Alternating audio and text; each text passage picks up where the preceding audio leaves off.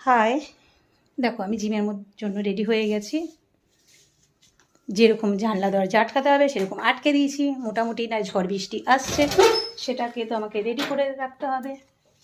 Doctor দেখিয়ে এসেছি কত দিন, 4-5 দিন হয়ে গেছে ডাক্তার দেখিয়ে এসেছি, কিন্তু একটাও মেডিসিন আমি এখনও খাইনি, একটাও না।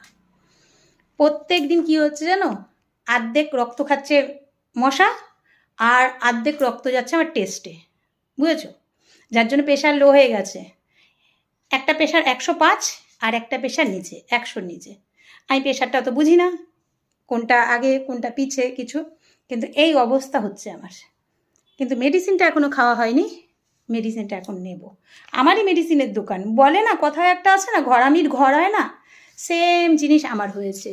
মেডিসিনের দোকান আমার আছে, কিন্তু আমি মেডিসিন খাচ্ছি না, বুঝেছো? তাই কি বলবে বলো? এখন আমি দেবো, আমাদের যে স্টাফ আছে আমার মেডিসিনগুলো বের করে দাও। এতটা কাজের চাপ, আমি যদি মরেও যাই আর কি, শুয়ে রাখবে, যমরাজ বলবে আমি পরে আসছি, নেক্সট আমাকে নেবে না।